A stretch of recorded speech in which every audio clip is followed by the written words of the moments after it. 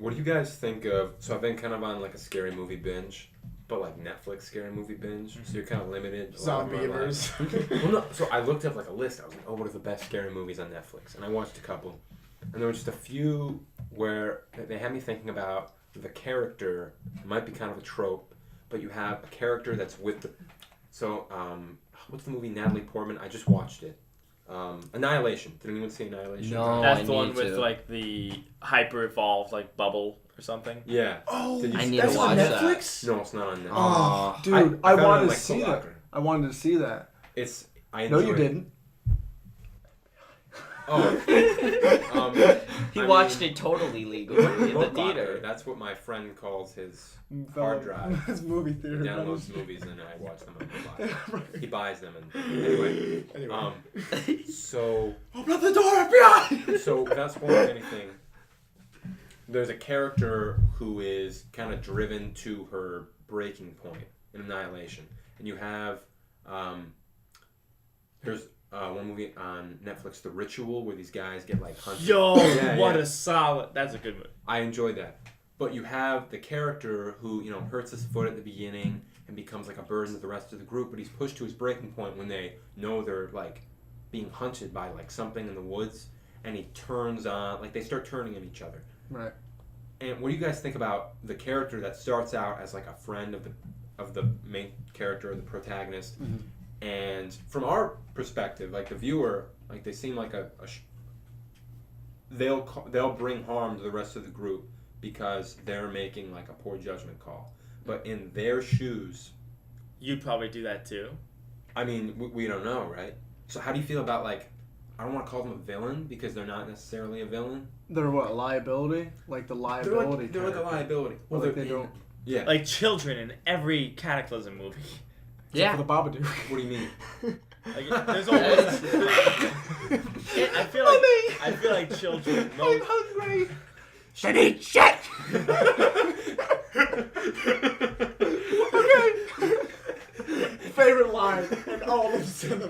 Die. Sorry. I completely forgot what I was gonna say. I'm so sorry. I can't believe Would you just ask me? What was the question? You said you were talking about how like The children liability, in every category. Oh, like children are always like liabilities in movies. But I feel like they're not making a conscious decision. So in the Ritual, you have the guy who hurts his foot, and then he starts turning on the guy and saying, "You know what? We're here like in honor of that friend who died because of you, and this is your fault. We're here. Oh yeah. Screw you," and starts causing a problem for the rest of the group. Yes. Never split the party. Well, but Scooby-Doo, then man. they stick together, Okay. right? But they make the wrong decision because this one guy gets freaked out and he's like, forget you. Yeah. But not quite the traitor. Not quite the traitor, but they bring harm to the group through their actions. That is. Well, it's like- that it's has like- to be some like it shows up in a lot of other things. It's like that's not like a character type. It's more of just. But I feel like it's something. It's like It's an like- event it's- that happens a yeah. lot. Yeah. It's In the like gray. to make drama within. But you see, in given context, it makes sense and it doesn't. But like it's see that I think I find no fault with it because it was. No. I don't think you It can. wasn't like that justified because character. like, do you ever like he did kind of enable like he didn't help his friend, but it's like they could have never foreseen that by going on this hike they'd be enduring this problem. This problem being like A demon. a pagan group. No, it was trying like a to pagan sacrifice. group like doing a Norse ritual. Like it was like a Norse god, wasn't it? It was like a child of Loki trying to like. That's pretty. Yeah, it was. It was a great beast. Like something like I was kind of disappointed. I thought it was cool, but I was like, once you had him facing it, I'm disappointed when a villain that's made out to be this like untouchable. I don't know. Yeah, it depends. It's almost like your perceptions of it are far greater than what they could ever show. It turned out to be. It was horrifying, but it was like a giant like deer creature. It was a lot scarier when it was unknown. You see, that's the thing. The unknown is scary, and also you're not bound by seeing it. Like you can imagine the most terrible like things that make you afraid. Whatever this creature is. but if you're afraid of deer, yeah, but it's like unless you're afraid of deer, or like I want to pose a question to Josh, our resident Korean. Gucci. Do you have a character? Because you haven't spoken much about horror movies, but do you have a character, like a villain, that you found terrifying as a child but still loved?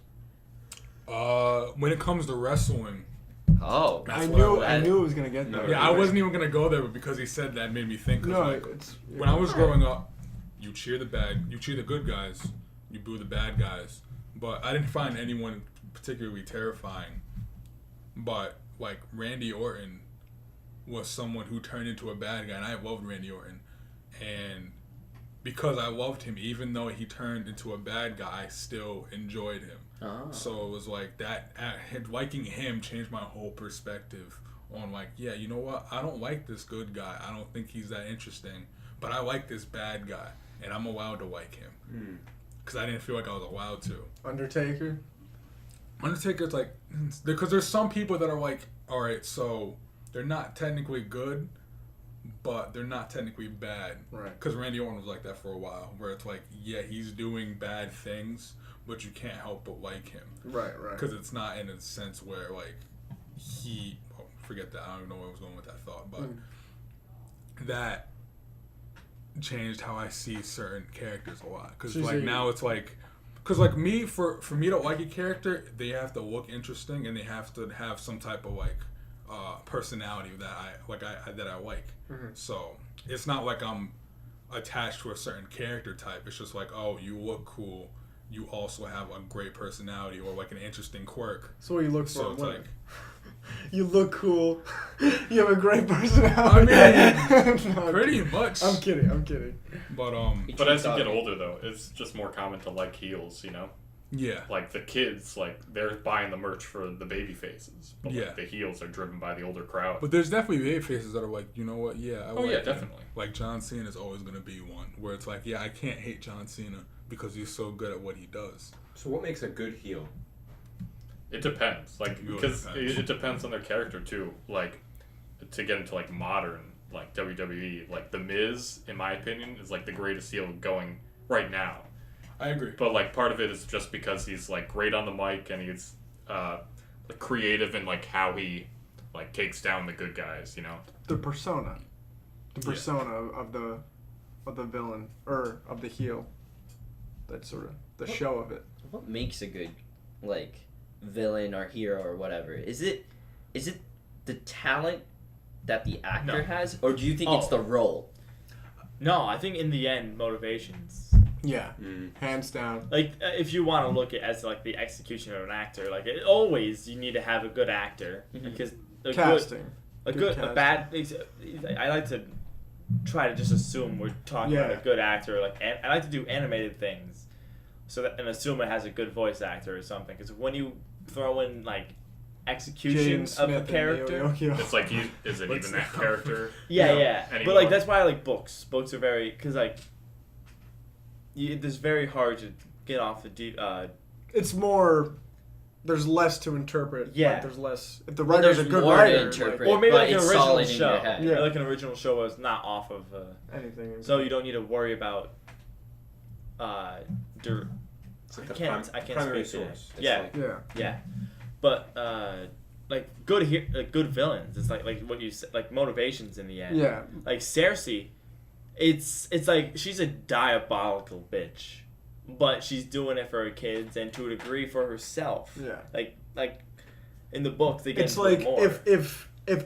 if she was in that if I was in that situation, it's like, okay, I can help my enemies, and then once it's all over, have them annihilate me, or I can just throw caution to the wind and then take out my enemies. Yeah. It's like, why would you not do that? And why would But I don't want to. But what about, like, someone, like a villain that we enjoy, but, like, ideals, like, maybe the motivations are unclear, like someone like the Joker.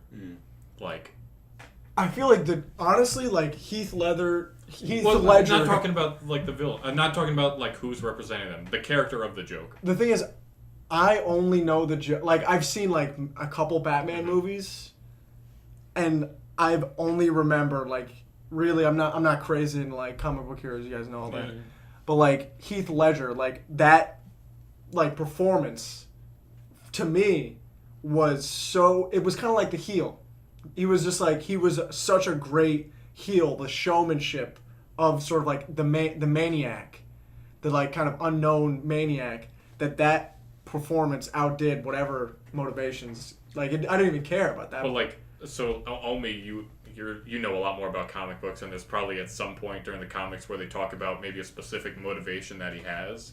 But like, other than opposing Batman, like what is? No, he did. I think in that movie, the big thing he was pushing was that I'm looking at more of the comics. Well, yeah. oh, okay. So you have the Joker has been.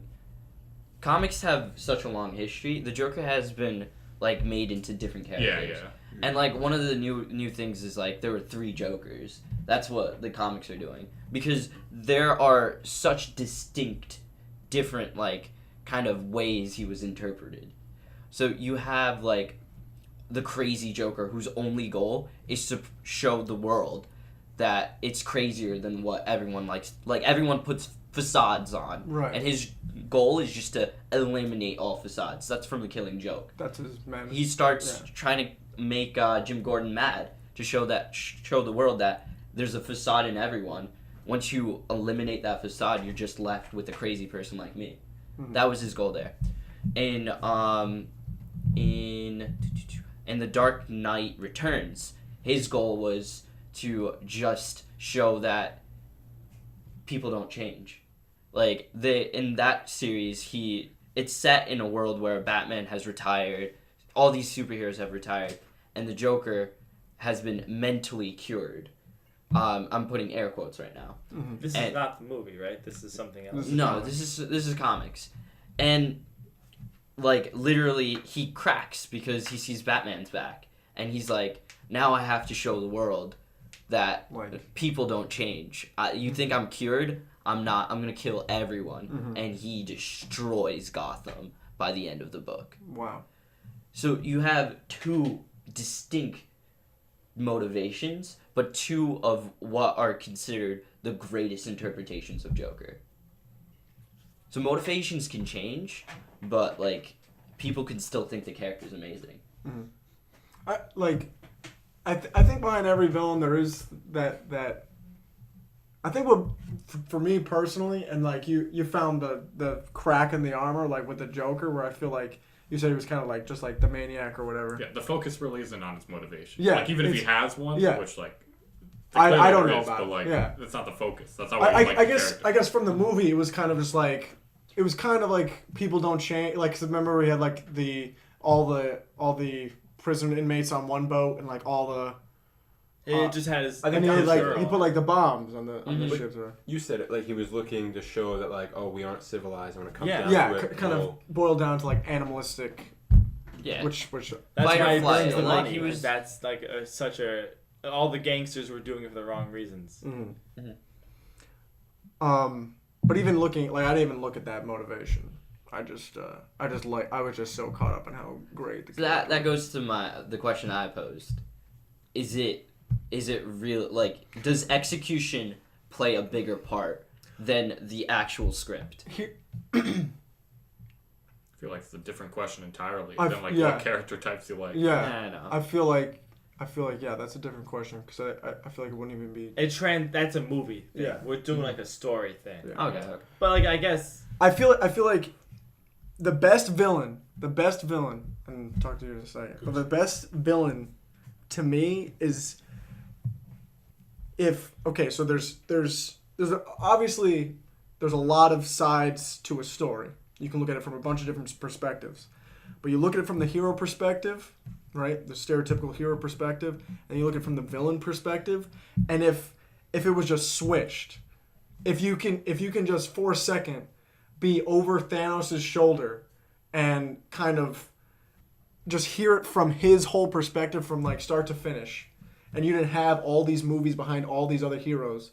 You have, not only would you like maybe for a second believe in his position, but have more than just like sympathy for what. And I don't know about Thanos. Like I haven't seen the movies, but like I'm trying to think of a better example. Sorry to cut you off, but like the Beauty and the Beast, like there's like somewhat of an argument between who the like actual good guy is, whether it's the Beast or Gaston, because like they like bring in like the argument of like Gaston's like, oh, he has like a bad personality and he's like made out to be the villain, but like the Beast is the one who's like, yeah, he just has some character flaws, but like the Beast is like, obviously he's in this form because he's done terrible things, but you don't get into that. Yeah. So it's like, It's is like the Beast like not the good guy? Yeah, if the story was told from Gaston's perspective, you'd be like, what the fuck? Why isn't he like? Why is this hero getting destroyed? You know. So I feel like being able to just flip the mask or flip the script and not being able to kind of tell the difference. I think that's what really makes a good villain story. I feel like a villain doesn't always need to have some type of motive, because there's some certain villains that I like that are like, oh, I'm just a fucking dick. But like Persona 4. Name one. Persona 4. There's a bit of spoilers here, but the main villain, well, yeah, he's the main villain. When confronted about, oh, why are you doing these things? He was like, 'cause I'm fucking bored. Like, he just straight up said he was bored because he got transferred to this small town to work cases, and it's like there's nothing to do out there because he's in the country. So it's like he found out, oh, I can do this. I'm gonna keep doing this because that's curing my boredom. I would And hate like, that. and I it's would like, absolutely hate that. And he's like, I would feel incredibly besides dissatisfied. that, he is also an interesting character because he was a goofball. Because you didn't know he was the person doing these things, so you just thought he was just, a regular old cop. And it's like he was interesting because he was a goofball. He was always going to get in trouble from his senior officers and shit. But when you find out that he's the one causing all these things, he like kind of snaps a bit, and he's like deranged in a way. So it changes his character completely. But like even with that, like I'm okay with that because there is like another villain behind that. But I like that character. Like that's one of my favorite characters. That gets into, if I may, Unless you wanted to. I thought of a villain that if you told the story from... Okay, so like Sauron, he united all of these races that were discarded from society, and he like united them as a strong force and like decided to push back. And then like he did it in a bad way, but there's that if it was like Sauron's journey throughout the world or whatever, throughout the Lord of the Rings world, you can almost be like he's trying to do the right thing. No, he's not. No, he's a bad guy. But if you view it in the sense as like it's a good story nonetheless, like the conquest of and it's like you can enjoy the story regardless, and I agree with you. But I don't think it has to be like he's not a good guy. Okay. So I haven't seen the Lord of the Rings in a while, and I haven't read the books. I don't, so I may not be an expert. But like, from what I've gleaned, is that he is a terrible force, and he has these minions that are fighting to conquer lands that may have not belonged to him. And it's like, what is the alliance of like the elves and the dwarves and the humans doing? They're attacking him and like taking over his land. Well, I think there was an original conquest that he was doing. Like he was originally a conqueror, but and like they defeated him, initially. Like it's like this is his return to power. Yeah. As an evil lord. But like, did the orcs and the goblins? Like, were they not scorned from society? Like I assumed. Well, I think they're like they're savage. I think they're like chaotic evil, essentially. Damn. No, there's an argument like that. But I feel like it's just like a misunderstanding. There is an argument there. I mean, no matter how like you don't just discard like the mentally ill. You know what I mean? People who like.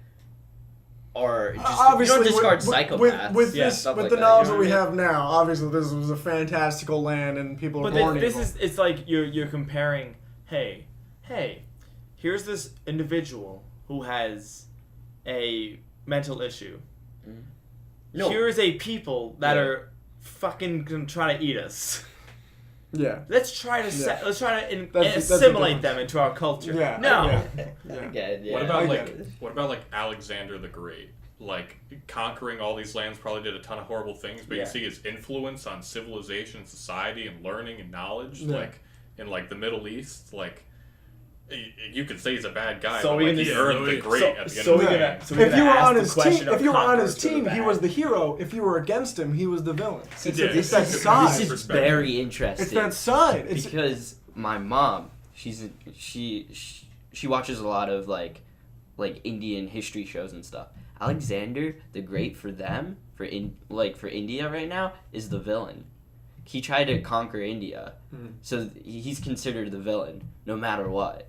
Like they acknowledge all the stuff that he's done, but they also show all the stuff that Right, the ancient kingdoms did in addition. And it's like they're always like, the bottom line for them is that like this guy is kind it's of not evil. good. Yeah. So now Alexander the Great, did he like, he comes to people and he threatens them with, war, and we know that he built this great civilization, but did he like annex them? Did he say like, join me or I will conquer you and make you a part of me? I feel like it was. Like, That was There was probably part like of it. part of it was like either like conquest or assimilate, Okay. I feel like And a lot he of- did I assimilate feel like a lot of cultures. He great didn't leaders did that. force. Yeah, probably like with Rome too. Yeah. Yeah. But honestly, I think that was circumstance for him. Like, he started just gaining land, so he was just like, stay the way you are. Yeah, so can you call that a bad person? He killed Well, you their, see, think their- about this. like, It really people depends on how you died. look at it. People Christopher died, Columbus is hated now because he was a conqueror. Yeah, that's true. People died. People. It's like right now it's like I think it's easy to hate that past of countries, but it's like that it's so much would be different if that hadn't happened. I was just gonna say that I think these two examples, because Sauron, I think wanted to like eliminate like. Yeah, that's what I'm Yeah, saying. yeah, He's not a good guy. So since we're talking about real life good guys, bad guys, think about like Hitler. I was gonna say he was like Move over, he was Randy he Orton. was a truly I awful, need to watch terrible, WWE. villain, and like, but take like you can't say take away the bad things and he's a good guy because you can't. But like I don't know, it's just like He restored Germany. if you were a German person at the time, he was a hero. He was a hero. So it really is sort of, Perspective. that perspective, exactly. Or even thinking about like Vikings invading, because I know you said like they want to like eat us, right? You said like you can kind of equate it to like here's England, and it's like sort of divided kingdoms, and then the Vikings show up, and they start burning and pillaging like churches and taking women and children and taking land there, and it's like the English people saw this as like a great offense and attack on their culture and religion and things like that. And the Vikings were just like, you're weak, we're stronger. Like it's sort of that clash of like the cultures that occur. That I don't know. It's like how can you root for one side or the other in common in the world when the perspectives are so different. So I feel like equating it to like even today villains, like who's like America's greatest villain, like Russia. It's like we're doing the same thing that Russia's doing, but we're on America's side. You know what I'm saying? And it's like, you can't blame Russia. They've for whatever reason we're not at war with them, but like we're against them. We have clashing ideologies. There's the patriotic fervor that puts us against each other for whatever reason. Next time on the Four-Sided Roundtable. Oh, don't kill my brother, and I'll have sex with you. All I'm At the saying end. is, if he doesn't say smell you later, is he really a rival? Is he really reliable?